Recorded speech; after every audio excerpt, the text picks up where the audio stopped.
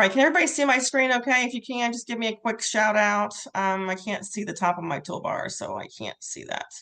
Yep, I'm able to see your screen, Perfect. Hi, Danny. Nora. Hi, Sheila. Looks like I got Lori Spoon on there. Okay.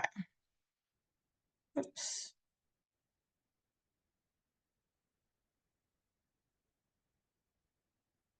Sorry, guys. Hold on just a minute. I'm just having some technical difficulties here.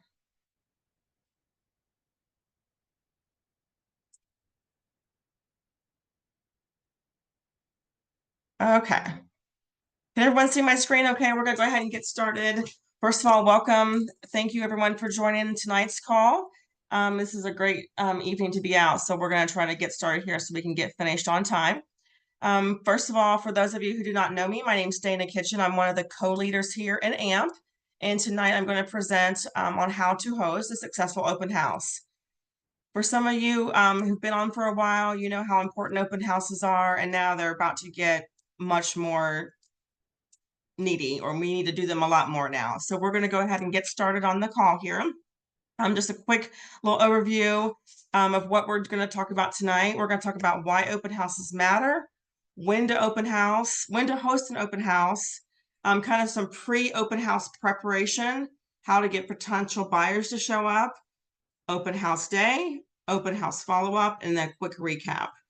And I'm going to go ahead and click on here. Can everyone see my screen okay? Okay, so I have a little box up here. There's a black box in the screen. Someone let me know. I'm trying to keep it from being Yeah, on. that's what I was about to say. It's like a Okay. black box or something. Yeah, I'm gonna try to get rid of that here. I just don't know why. I think it's just my computer. Give me just a moment here. Sorry, guys. All right.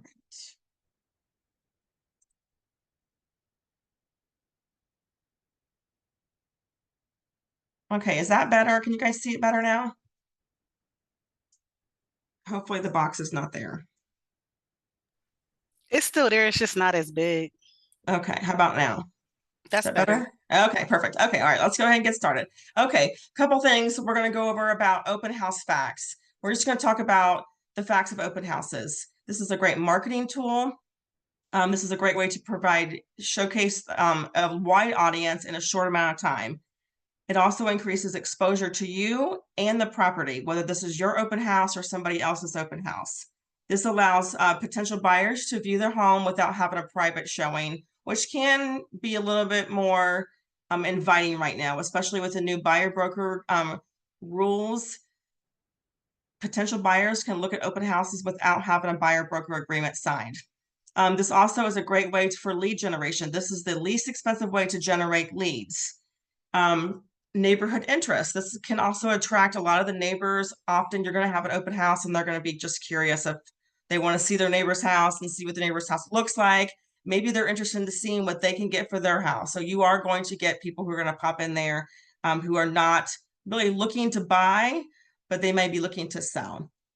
It's also buyer convenience. Again, like I said a few minutes ago, a lot of buyers want to be able to view homes now without having to sign a buyer broker agreement.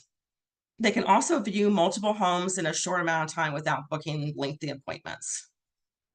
Okay, why do open houses matter? Again, great way to generate interest and potential buyers, showcases the property, opportunities to give feedback to the seller.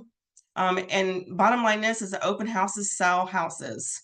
Again, more unrepresented buyers are going to start coming to these open houses because they're going to go out here and start shopping for an agent.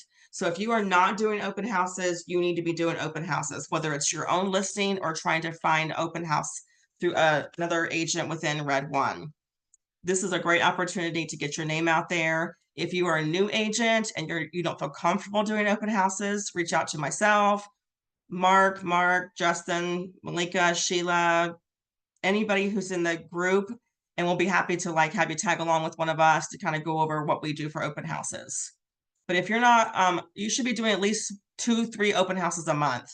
Doesn't mean you have to do them all the same weekend. You can spread them out, but just be out there doing open houses.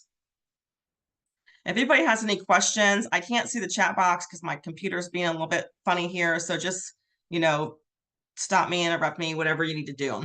Or if one of the other leaders is on there, if you can watch the chat box, I'd appreciate that.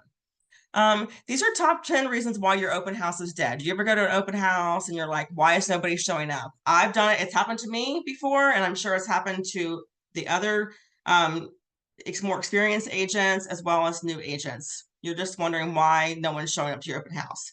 Lots of different reasons. It could be poor timing, inadequate marketing. I'm going to advance my screen, then I'll come back. Unattractive presentation or overpricing. I'm going to go ahead and go back to the previous screen. So poor timing, date and time. Holding an open house can be on any day or time, just as long as it's not an inconvenient day or time. You don't want to have it typically not on a holiday, not often holiday weekends. Now, some people may say they like to have them on holiday weekends, but I've had them and I don't really think they do that great on holiday weekends, but to each their own. You also want to be cautious of when you're having your open house, if it's around a local event. We live in Columbus, Ohio. Some of you guys live in the Dayton area. If you're having a big event in the area, whether it's a Buckeye game, some festival in the area, you're likely not going to attract. Oh, Sheila has a question. Sheila. Yes, Sheila. You were hitting on it right now. I was going to say, or there's a Buckeye game. Or there's a Buckeye game, exactly. So you don't want to have an open house right in the middle of a Buckeye game, especially if you're holding an open house in Upper Arlington or Grandview or somewhere where there's going to be a large volume of people coming and going. Next thing is inadequate marketing. If you are not advertising your open house, whether it's your listing or you're having an open house for another agent, you are not going to get clients there, potential buyers. And I'm going to go dive a little bit deeper into like how you do this and what you should be doing. So those questions you might have, I'll be able to answer here shortly. But inadequate marketing, you got to promote the house, whether it's on social media, local ads. Most people obviously don't do newspapers anymore. So really the way to do it is through social media ads, flyers, walk the neighborhood, get out there. Insufficient signage. I can say that I have taken clients to an open house and there's no signs at all. Not a sign in the driveway, not a sign on the corner. You need to have at least 4 to 6 open house directional signs. And farther down on my talk here, I'll tell you where you can get those if you don't have those, if you're a new agent, and why you should have those. But directional signs, open house signs, because if you're not going to have this signs and marketing, people are not going to show up. They don't just drive by and say, oh, I think there's an agent inside that house. They want to see signs. Unattractive presentation, staging, cleanliness, it's got to look nice or people are just not going to show up. I'm one of those people that if I'm driving through a neighborhood with a client and my client says, ooh, I don't like all the garbage outside the house, I'm not going to go in. If they have garbage on the outside of the house, what's it going to look like inside? So they are going to say, keep on driving. First impressions do count. So make sure you're, having an open house that is inviting to potential clients. Now, I'm going to dive into a little bit later on if you are the listing agent or if you're just holding an agent, how to prep for those open houses. Next topic is overpriced. If the house is unrealistically overpriced, people are just not going to show up. So if it's your listing, just make sure you've got your house priced appropriately or people are not going to show up.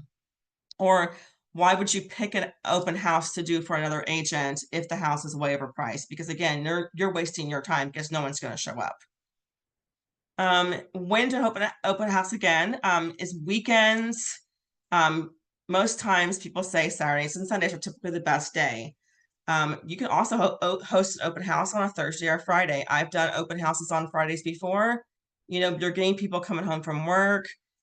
Take advantage of those opportunities. But the goal is to get that advertisement out earlier in the week so people know after work on Friday, they're going to stop by this open house. Especially if you do have a new listing and it happens to be a weekend of a big event, a concert, a football game, whatever it may be, you might drive more attention to your open house on Friday versus Saturday.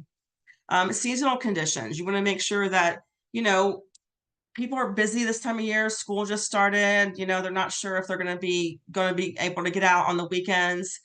Would you want to have a Friday night open house if it's Friday night football for high school families? And maybe not. Just decide on what was going to work best for you and the community and the house that you're listing. Also, temperatures. To me, I feel that when it's a really, really nice day, people are typically not coming out. That's just my experience. I might have other agents who might think differently, that if it's nice, they're going to come out. But often people are wanting to do things with their families on the weekends when it's nice out versus going to open houses. And then again, avoid conflicts with scheduling major events, sporting events, and such. Kind of check the local trends. If you kind of see that other brokerages are having open houses, let's just say you pick an area in North London and you kind of notice that there's multiple open houses for that weekend with other brokerages, then hey, why not have an open house too? Because those clients are going to go from your house to their house to your house and back around. So kind of watch the local trends. Okay. If I'm going too fast, please let me know. I'm a very fast talker, so I apologize. This presentation will be available too for recording, and it will also go out to everybody if you want to watch it again as well. Okay, so we're going to do a quick kind of overview on pre-open house prep. Now, this particular slide is going to be for occupied homes. Obviously, some houses are occupied, some are vacant. So this is going to be for an occupied house. This is kind of like if you are the listing agent and you have an occupied house and you're getting your sellers ready to have an open house, prepare them. Make sure they're removing personal items, enhance the curb appeal. You want them to, people to come in and say, "Oh, this house looks nice." Make sure if they have pets that they do something with their pets. You don't want to have an open house and you have little, Fido the dog in a crate barking his head off for 2 hours. That's not going to be appealing to buyers. And then also make sure that all the rooms are accessible. You don't want a buyer to go through an open house and be like, well, this is a room, but the door is locked. I can't get in there. And they're going to think that you're hiding something. So make sure all the rooms are accessible. I don't care if it's a mess. I tell my clients to prepare for the open house. I don't care if you put everything in the garage, get the inside of the house ready, but at least have it accessible. I took a client to an open house back in the fall, and the garage was so packed, we could not even see the other side of the wall, but we didn't care. We knew there was a garage there. We just needed to be able to see how big it was. And then make sure, it's clean, whether it's a professional cleaning or if your seller is a, neat freak, just make sure it looks nice and clean, doesn't smell bad.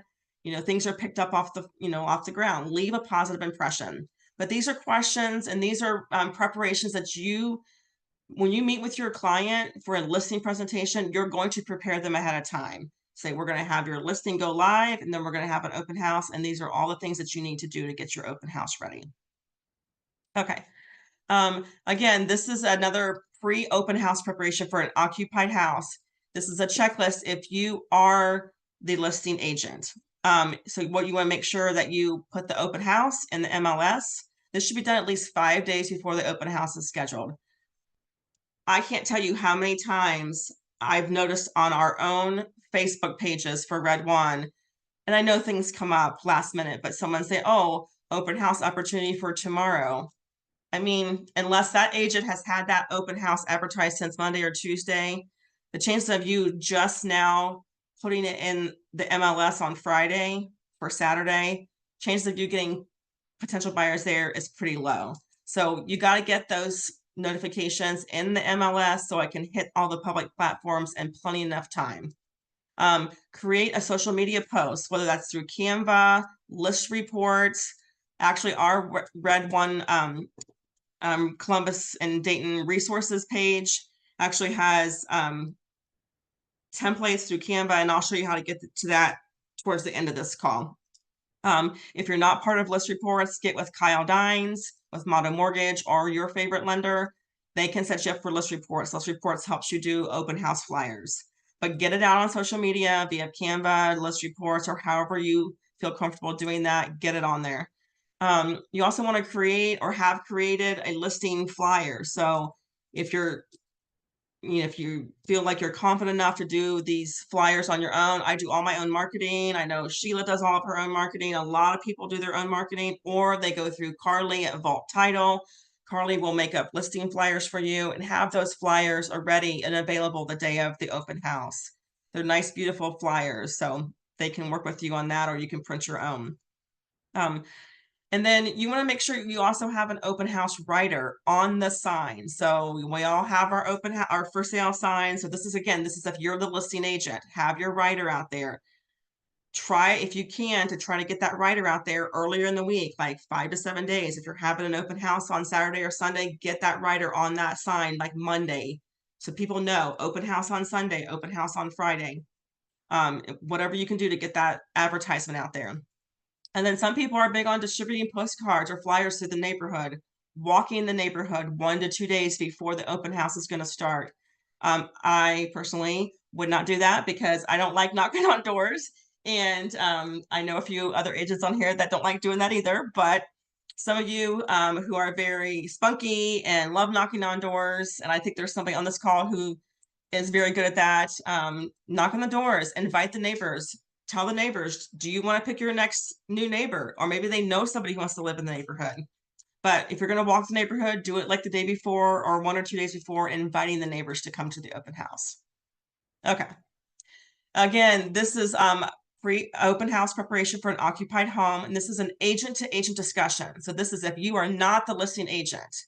I cannot tell you how many times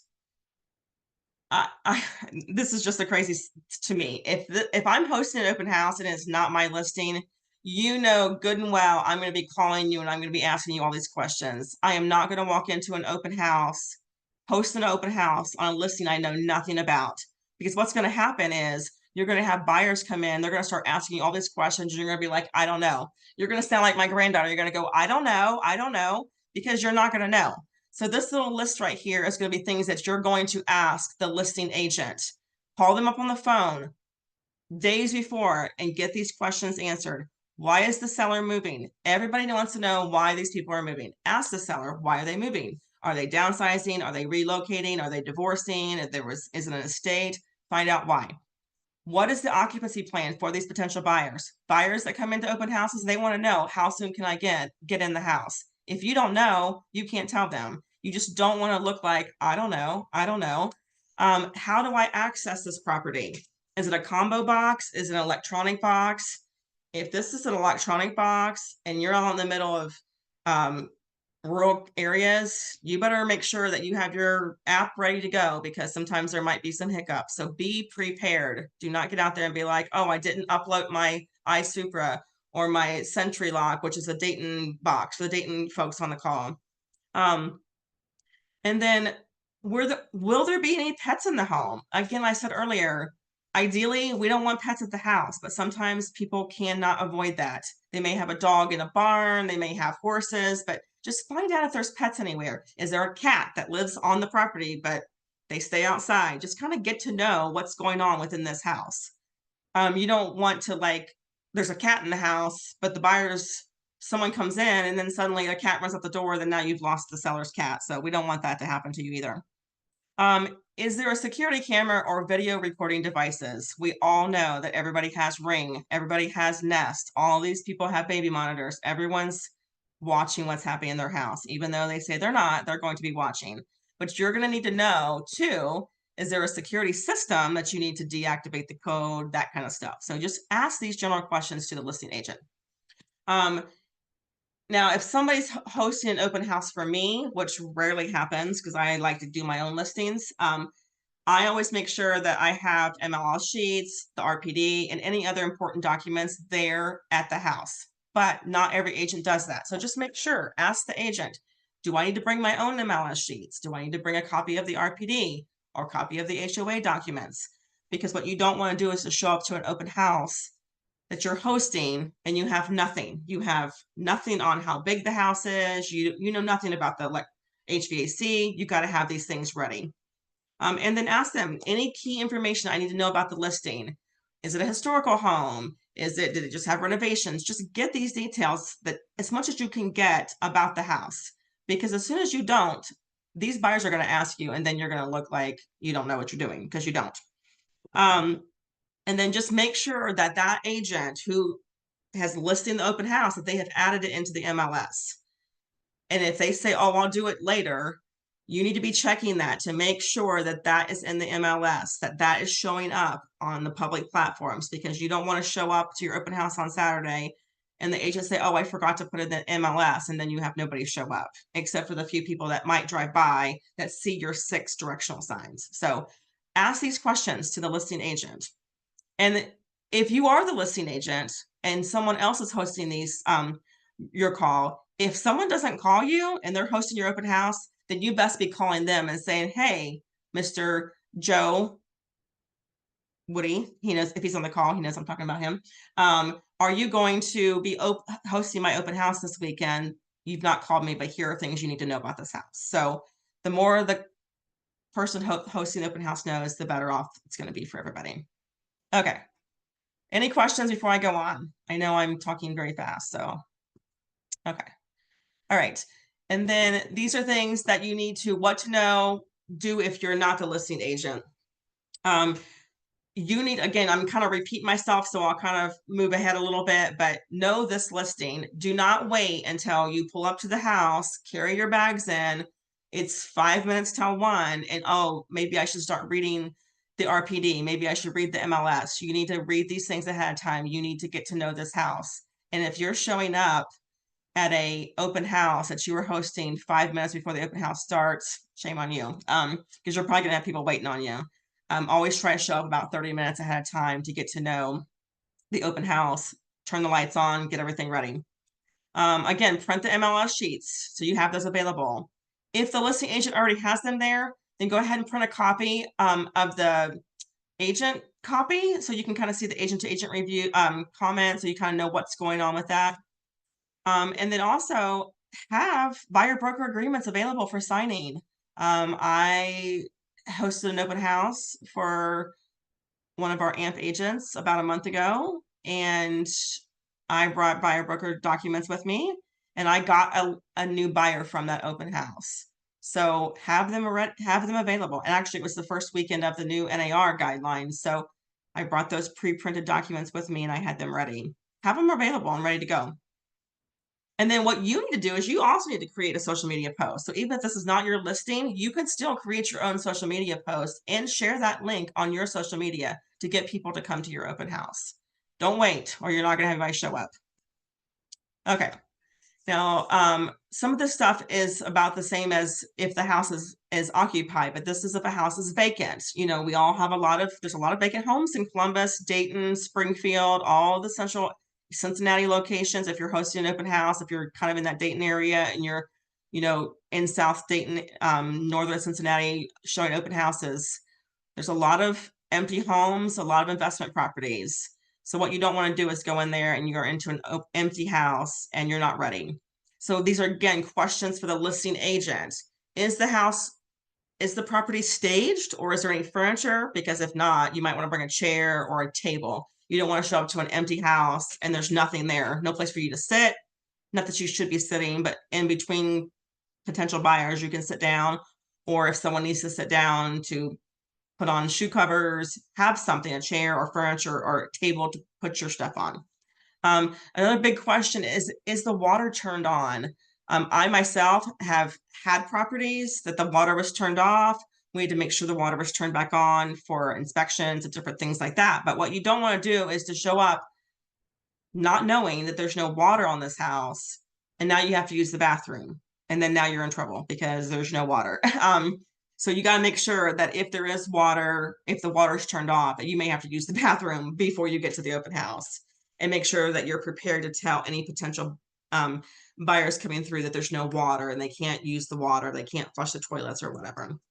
Again, ask how the property, you can access the property, whether it's combo box, electronic box, same thing, video cameras, recording devices, and then again, MLS sheets, RPD documents. A lot of these houses are empty because they're investors that buy them. I've actually gone into empty houses and the listing agent was the owner and they were investor, and I don't even know that they even stepped foot in that house ever. They may have just had their property manager go see the house and there's nothing there. There's no sheets, there's no documents, anything. So just make sure you're prepared for that. And then again, any more key information. And the last thing, make sure that the listing agent posts that in the MLS. Okay. Things to bring if this is a vacant house. You want to make sure that you bring enough things to make it kind of show ready. So again, staging, decluttering. If it's empty, there's not going to be anything to declutter, but making sure that things look clean. I've gone into empty houses when there's trash on the floor, dust bunnies on the floor, mice droppings on the floor. So you just want to make sure if you're going to go to an empty house and do an open house for an empty property, throw in your car a dustpan and a broom or a little hand vac or something to keep it clean, because people want to come into a nice house. So make sure it looks good. Leave a positive impression. Bring toilet paper. That's if the water's turned on. Toilet paper, hand soap, cleaning supplies, a quick little pickup broom or trash bags or something.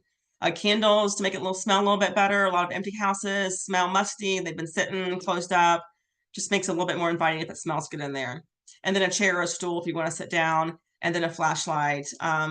Often houses that are empty, if they're older homes, they won't have overhead lighting unless it's like in the kitchen or the bathrooms. A lot of the bedrooms don't have overhead lighting. And if it's a rainy, dark day, it might be dark in there. A flashlight might be helpful. Or if there's a basement and you want, to be able to look around the basement. But I should not be saying bring a flashlight, because if every realtor should have a flashlight in their bag, or in their car. Okay, next up. Any questions? No questions? Okay. All right, so this is a quick little overview of open house day. This is the day of open house, your checklist. Directional signs, I just talked about that. You should have at least 4 to 6 directional signs. I will show you at the end where you can get those directional signs. Put them out on every corner. You may not use all 6 of them depending on the direction of the house or where the house sits off a main road. You might need a couple of them, but have them available. Snacks, bottles of water. Snacks, I would just make sure they're snacks that, Cheez-Its, animal crackers, little things. A lot of people bring their kids in there. I wouldn't bring things that are not wrapped, prepackaged. People are kind of weird about that and they just won't eat it.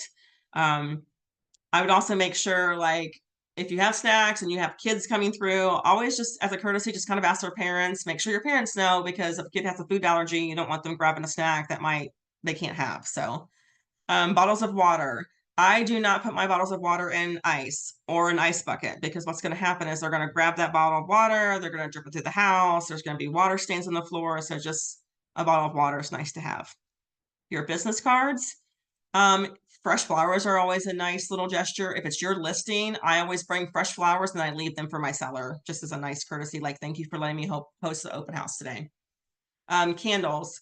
I kind of tend to say fresh scents only versus like a cinnamon or a more stronger scent. Some people kind of don't like that and they might get turned off if they come in. They have a kind of a smelly house. They may not like that. And then a wireless speaker or iPad or something that kind of, have some sound. If you've held an open house and it's kind of quiet, or it's out in a rural area, it's dark and quiet, sometimes you want music on there to kind of pass the time a little bit. And then a table for the entry or foyer. If you see in the picture here, this is a recent open house that I did. I actually have this little 4-foot folding table. I picked up this red tablecloth on Amazon. It was like $8.99, stretches over my table. I have that right at the front door. And then you'll also see in the same picture, I have my iPad, and this is where I have people sign in on the iPad. This sign in, I have the app in KB Core that they can sign in, and all the people, when they sign in, it goes directly to my KB Core. If you don't have that app or you don't like to use that app, you can also do a general, like, basic sign up sheet. I've not had good luck with people signing up the sign up sheets, but I'm getting a better response if I have this table right at the front door and I'm asking them to sign in, and they are kind of doing that now.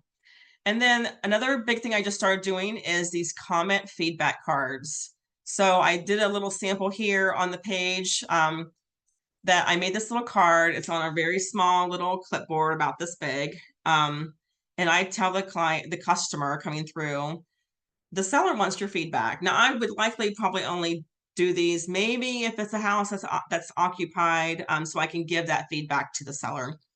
I would give this to them, and if the potential buyer that's walking through the house, if they fill this out and put their name and phone number, I am gifting anybody who does that a $5 Starbucks gift card, or Dunkin' Donuts or Tim Hortons, whatever they like. And those can be done by text message. So I tell them, if you put your cell phone number on here, I will text you a gift card for $5. And they're like, okay, who doesn't want coffee? This also gets their name and it validates their phone number. So then you could put that in your KB Core as well. I did this open house, and I did this one of Sheila Howe's listings here a few weeks ago. And I had a customer come through. She filled the comment card out. The next day, I texted her $5 gift card. And with Starbucks, you can see when they open the gift card. So she opened the gift card, but she never responded to any of my correspondence. But it's okay. At least I know she opened the gift card and it worked. And whenever she's ready, she might call me because she might remember that I gave her a gift card for $5 to Starbucks. So, but this is a really good, helpful tool because it kind of gives your seller feedback on the interior, exterior, property of the condition, the price, and maybe some suggestions. So it's kind of helpful. Okay. And then next, this is kind of an open house, your interviewed slide here. These are kind of some do's and don'ts if you were hosting an open house. Your appearance, well-groomed, engage with the customers, make eye contact and connect with them. What I don't want you to do is be chewing gum, eating at the dining room table, disengaging, being pushy, isolate yourself, or even on your cell phone nonstop. Potential buyers don't like that. They also don't want you to be pushy, but they want you to engage with them. I mean, if you can't hold an open house for 2 hours and wait to eat lunch or breakfast or dinner afterwards, then you shouldn't be having an open house. Do not be eating while someone's there looking through the open house. And don't chew gum. It just doesn't look good.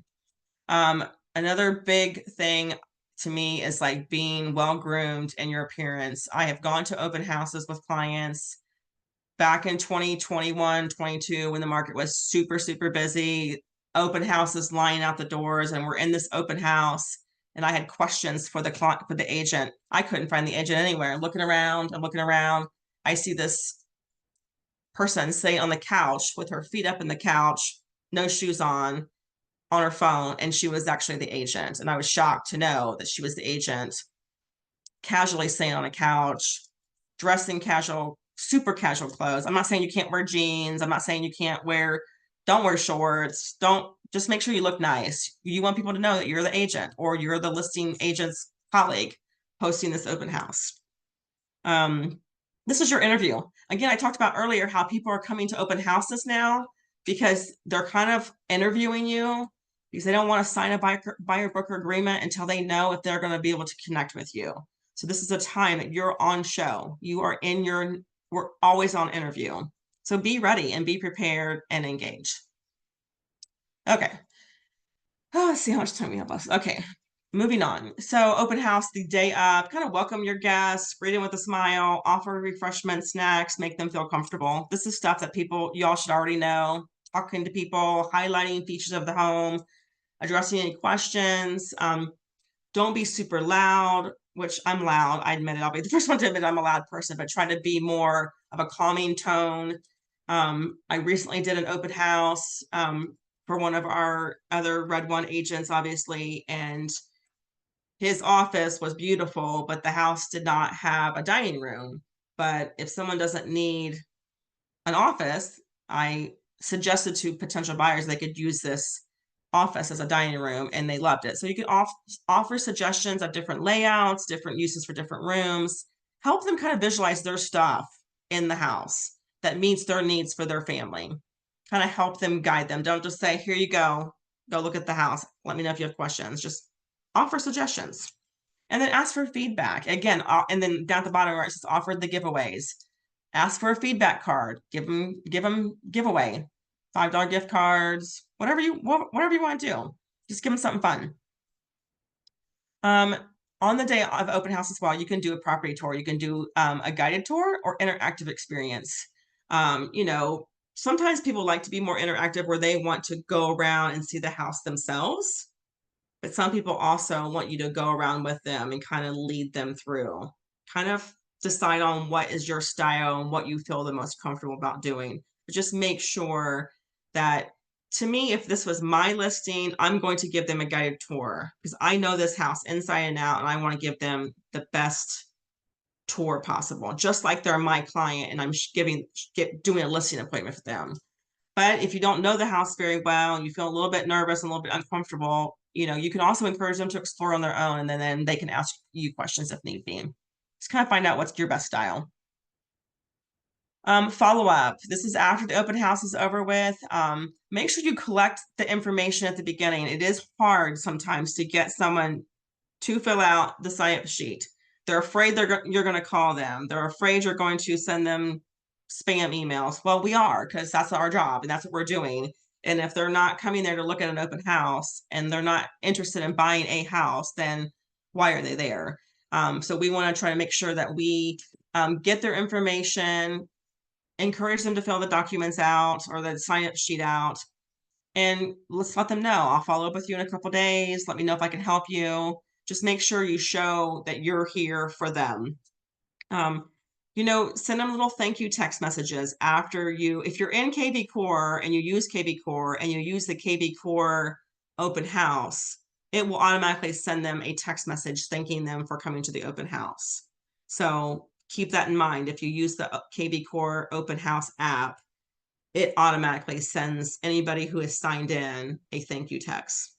Are you able, Dana, are you able to customize that, or is it? You can preset? disable it. You can disable it because I did, because I just choose not to do that. I would rather send them a private message myself.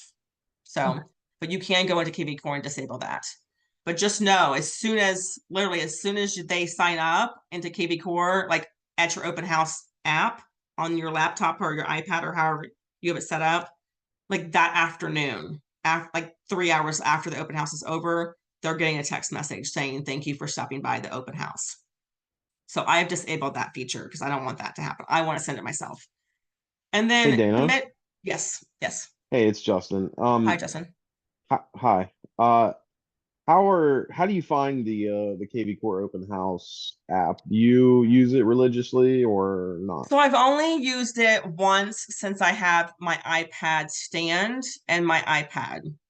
I know Scott Hoffman uses it a lot. If he's on the call, I'm not sure if he's on the call or not, but Scott uses it too. So I just on my iPhone, I have an iPhone. If you're an Android user, you could just go into your storefront or whatever you call it, I guess your app store, and you just search for the KV Core Open House app, and it is called oh gosh, I have it on my other iPad. I'm sorry, I don't have it in front of me right now. I think it's called Open End maybe. And it's the same login as KV Core. It's the same exact login and password as your KV Core. So it's in the App Store, and you could probably search that too if you're just going to use it on your computer. There's probably a desktop version as well. I think I it's Core Open House. Core Open House. Thank you, Sheila. Yeah, I would rather just use my iPad versus having some people touch my laptop, because I'm kind of weird about that. I'd rather than just touch my laptop, my iPad screen. I can just wipe it down versus my keypad. But whatever works best for you. You like that better than having them write it down though? I do, because when you set that up, so when you go into there, it prompts you to type in the MLS number of the house that you're showing. That picture will show up of that house on the screen, and we'll have the list price. And then you can also set it to where they're required to put first, last name, required to put phone number, and required to put email. Now, they may not put the right phone number, but they're required to put something on there. So it kind of forces them to fill it out. The only thing you can't do is you can't add like sections. Like I would like to add a section that says, are you currently working? Oh no, actually there is a section on there that says, are you currently working with another agent? But there's also a section on there that I would like to add that says, you know, how soon are you? There's just things, it's just preset tabs. I can't add anything that I want. That's what I didn't like about it, but I still liked it a lot. And the good thing about it is that KV Core will run a validation proof showing that's an accurate phone number. So I do like that. And I think So. it also helps eliminate the sloppy writers that do it on purpose so you can't read it. Yes. I have tried multiple things. I've tried having people scan QR codes to go into like a Google document. Same thing, not much on that. But I have, on this open house I did for Sheila, I had the table right at the front door, my iPad stand, which I bought on Amazon for like $50. It's pretty cool. Right at the front door, and kind of like almost like not blocking, but just kind of they feel obligated to stop there. And then that's also where I give them their little clipboard for feedback. So It felt find very it working. official. It Yes, felt it looks official, fair. and it's almost like, you're going to the doctor's office. You got to check in if you want to go on. Correct. I mean, we can't really say you're required to, to do that because they're not really required to sign in. Some people are saying, well, the sellers are requiring that you sign in, and I've heard people just leave because they don't want to be told what to do. But, it is kind of a safety thing to me. I would like to know who's in the open house. So, but you can't make people do stuff. So, and then the other quick follow-up is to kind of commit to your giveaways. So if you're going to give a gift card away, give it away. Like, don't just say, oh, I'm going to just pretend like I'm going to give it away. Give them away. I mean, honestly, like if 5 people go through your open house, that's not that much, give it away. You never know what you might get out of it. So I only had one person give me my feedback card. So only one person at my open house got a gift card. So, but yeah, just commit to your giveaways if you're going to do those. Okay. All right. And then one thing I do encourage people to do is to kind of follow up with the listing agent. So if you're not the listing agent, it's kind of good to like reach out to the listing agent after your open house and kind of give them the feedback. I had nobody, or I had 2 people and they were neighbors, or people said it smells in here. People say it's a terrible layout. Like, give them feedback. They want to know. Because often, when we go and show a listing appointment, we're asked to fill out feedback on showing time, and hardly anybody does that. I always do that, but hardly anybody does. But we kind of want to know what people think. Is it too high? Is it too low? Is it not big enough? What's the hangups? And then also kind of confirm with the listing agent that you got the house locked up and it's all secured as when you arrived. Whether it's leaving lights on, or if it's an occupied house, making sure that people feel comfortable coming back into their house, that their house was locked up. Some people who are having, they have their house for sale, they might go out of town for the weekend. So their agent can have an open house all weekend. They don't want to come back on Sunday night and think, gosh, did someone leave the door unlocked all day, if they get back. So make sure the house is locked up and secure. And then also thank the listing agent for the opportunity. Remember, we're all on the same team here. So we're all trying to do the same thing. We're all working together, helping each other either sell their listing or you get clients. But whatever it is, this is an opportunity that we were given. I feel like it's going to be kind of hard to, get open houses, here soon, because listing agents are going to want to start keeping their own listings unless they're super busy or have multiple listings. Just make sure you thank them for giving us the opportunity to list with them, to do their open house and get potential clients. Okay, here's some resources for you. So I have an open house flag. Actually, I ordered 2. They came in a 2-pack. It's one of those ginormous flags that you can hang out. You can put outside in the front yard of the open house. They kind of flap around. Mine has a stake that goes into the ground. You can also get them with metal stands, but I kind of opted for the one that goes in the ground. I feel like that does draw some more attention to the house. It's kind of nice. The 2-pack on Amazon, I think they were like $40-50, something like that. They're pretty easy to take down and throw in your car or whatever. And then here's the open house directional signs.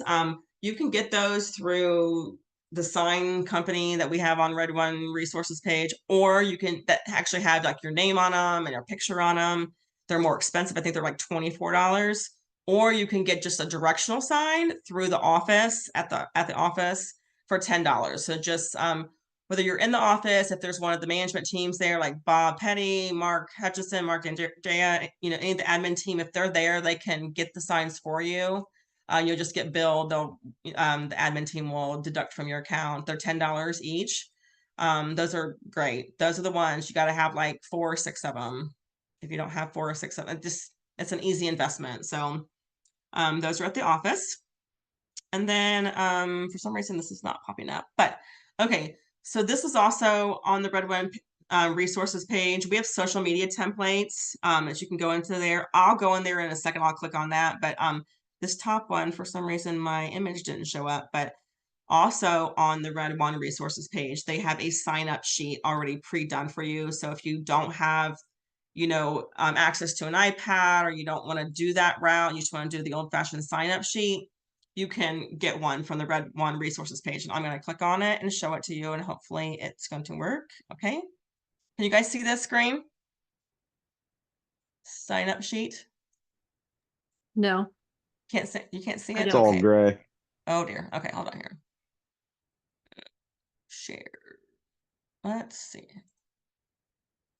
Okay, how about this? there we go. Okay. Yep. This is just the generic sign-up sheet that they have on the Red One resources page. So if you need something, to me, this is a little bit small. The writing's a little bit small. There's not much room for names, but if you kind of get in a pinch and you need something, it's on the Red One resources page. And then the next one is, just a moment here. Oops.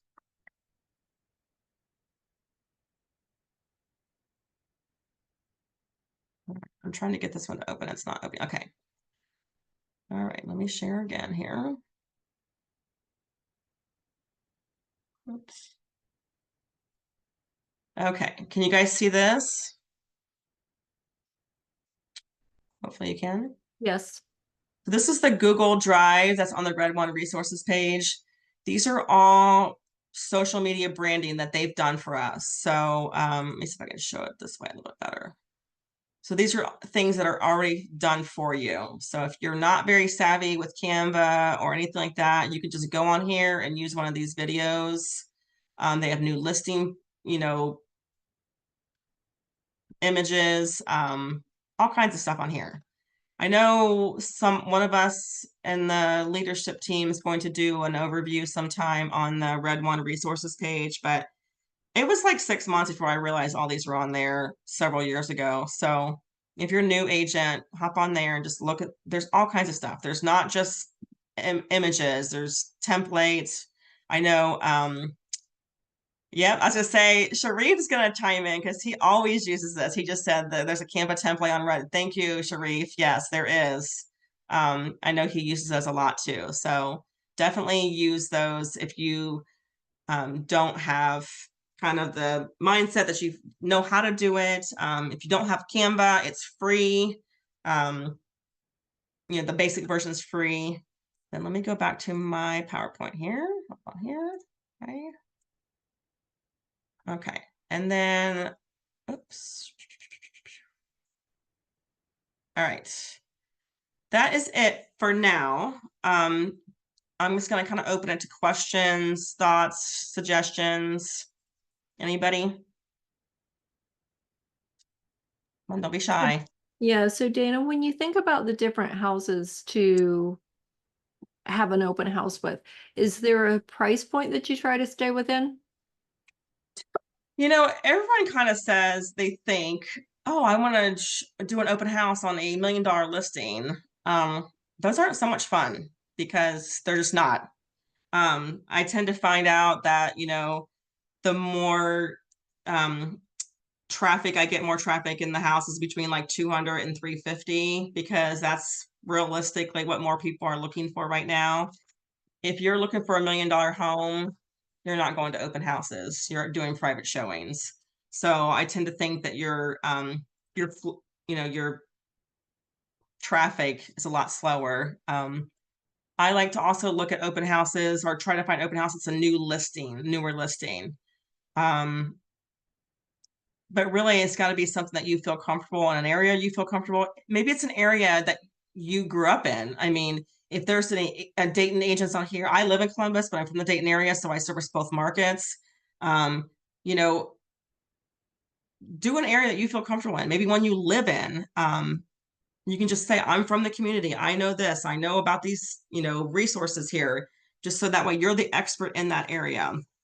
So to kind of answer your question, Sheila, like, I think it's more of what you feel comfortable doing and where you're going to get a lot of traffic at. I also too kind of recommend, you know, if you can, maybe do an open house with somebody else. If it is a bigger house, my significant other, he is on this call here. I'm not going to call him out, but he is on this call here. We've been doing a lot of open houses together lately. And I've decided the next time we do an open house, if it's a bigger house, I'm gonna make him go upstairs because I want people to go up there and have someone to talk to while they're up there, so they're kind of not left kind of hanging. That way you kind of share the wealth and kind of everyone's kind of around. So, just find out what works best for you as far as your comfort level.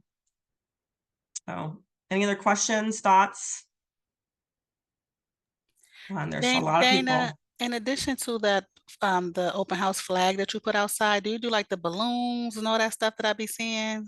Well, I do have balloons and I bought some cute ones on Amazon that say open house, but it's all about how much time I have. If I have time to blow them up, hang them out. If it's a windy day, they're just gonna pop and blow away. It's an isolated, it's a kind of as I'm able to. So if it's a house that I can do open house balloons, it's not windy, it's not rainy, then yes, I will do balloons. I think a lot of people do a lot of balloons. I think that's a great idea. If you have the time to do them, if you want to do them, I know some agents are interested. I would love to be able to get some of those ginormous balloons you see at like apartment complexes, but they're like reusable and they're really expensive, but they're kind of cool. But if you feel like you can do balloons, then do balloons. I have done balloons before, so I'm a favor of balloons. It just depends on the day and the weather. So. Okay. Anybody else? What There's all the about questions. neighborhood open houses? One just for the neighbors. Yeah, some people are that's kind of a new trend lately. I've been watching and noticing. I follow a lot of real estate experts on social media myself, like across the country. I listen to a lot of, different scenarios. A lot of people do open houses just for the neighborhood. Maybe it depends on your market you live in. Depends on the price point of the house. Some people also hold broker only open houses. I kind of hear some like scuttle about that. Some people say they're not worth it because to do like a broker's open house, you kind of have to do it before it hits the MLS. So there's kind of some guidelines with that. Or there's some restrictions with that too. You can't just like have a broker open house. You have to do it before it hits the MLS. But yeah, I mean, yeah, if people want to do a neighborhood only open house, then more power to you. I have a listing coming up in Hilliard here, probably in October, and it's going to be in a pretty desirable area of Hilliard because it's Columbus, Texas, by Hilliard Schools. And I'm going to probably have the open house on Friday, Saturday, Sunday, because why not have it all weekend and get as much traffic as I can to come through. So if you have a listing and you are motivated to have an open house on weekend, it's literally 2 hours a day. It's not that much, especially if you do the pre-work and you print all your documents out ahead of time. If it's an empty house, you can just leave all your paper there, have an open house all weekend long. Why not? So more traffic, the better your chances are getting an offer or getting a client. So. And Dana, have you ever had Carly Vault Title print anything for you?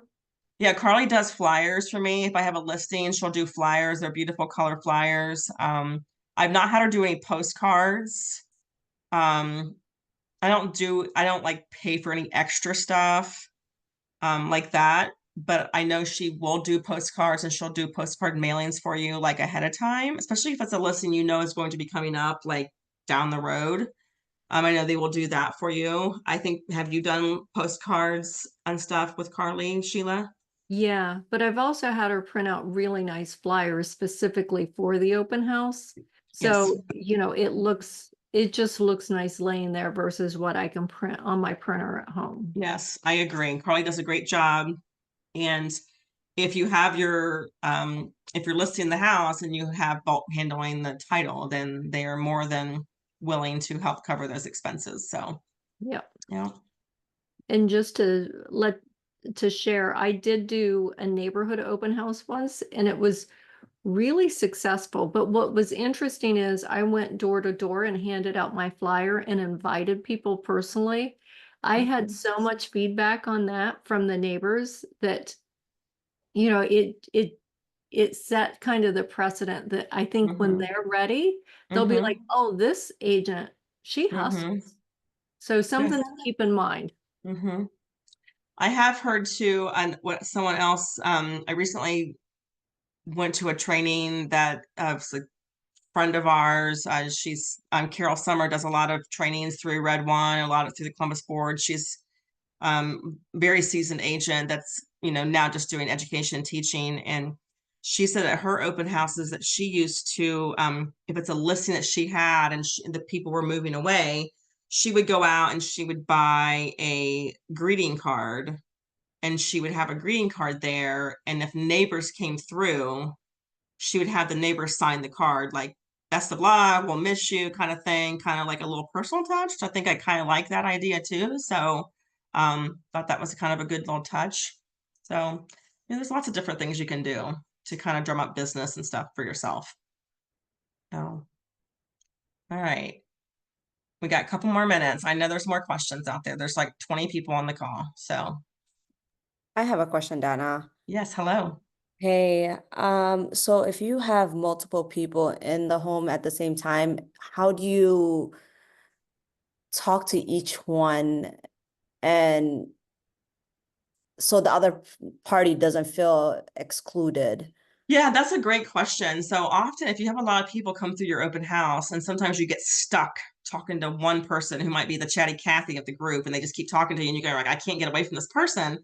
That's a great question. So what I do, it does help that if you have your table kind of at the front or you're greeting people at the front. So if you have a house, the kitchen's in the back of the house, I don't want you in the back of the house. I want you in the front of the house. I want you greeting these people at the door and just tell them who you are, give them the paperwork.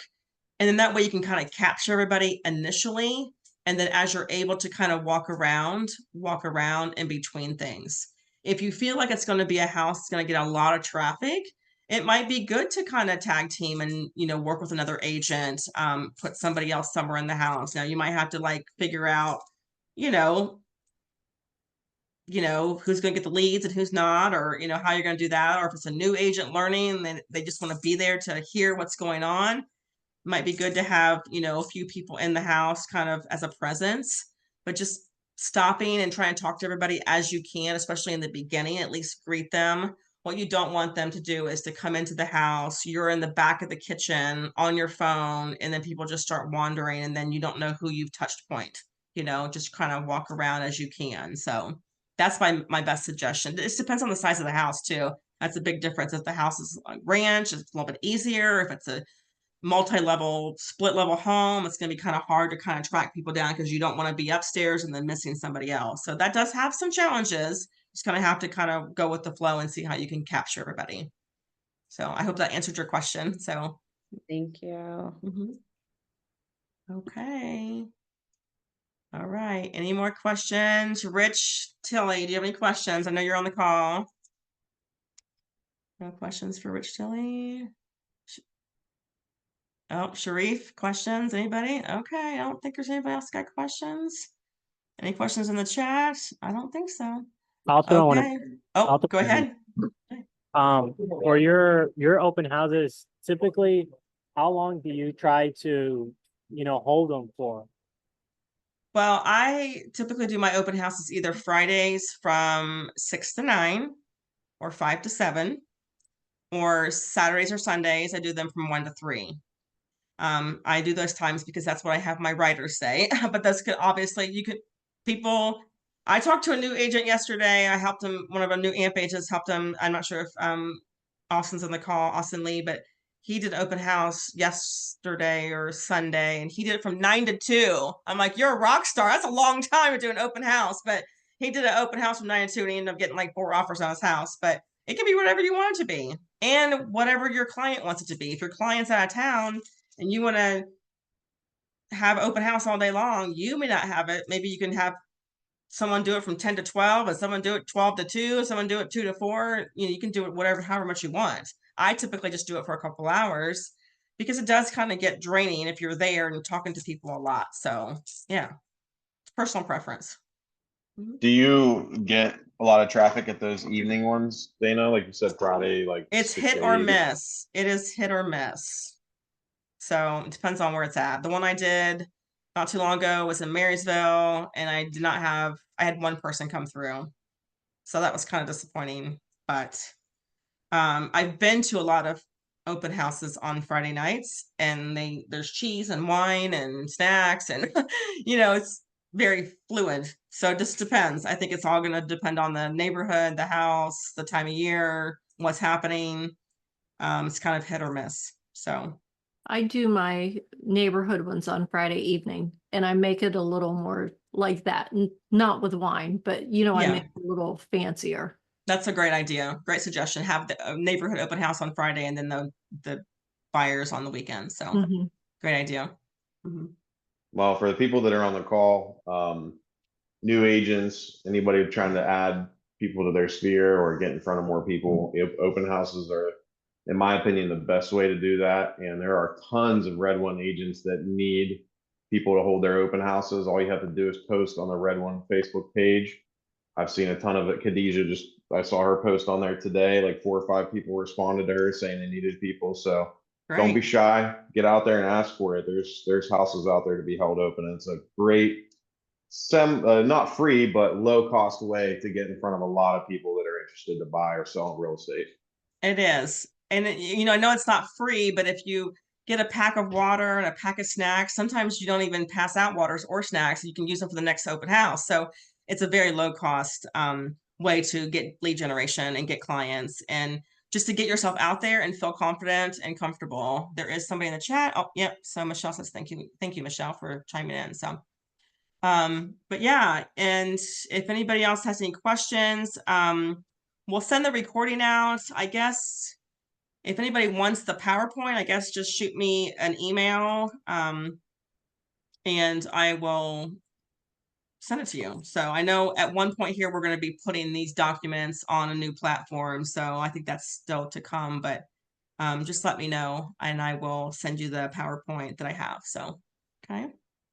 All right. Well, it's 7:04 and I appreciate everybody for being on the call. And I think if you guys have any other questions, let me know. Okay. Thank you, Dana. All right, Thanks, guys. Dana. Take Yeah. care. All right. Bye-bye.